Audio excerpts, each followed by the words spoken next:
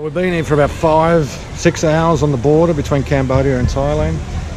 We finally wore them down, and they've decided to let us in without the famous DLT permit, which is a requirement now in Thailand, which takes about 30 days to get. And even though we have one, but the bad thing is you've got to have a guide with it, which costs you another couple of $1,000 bucks. So we've worn them down, and we're on our way into Thailand. So cheers.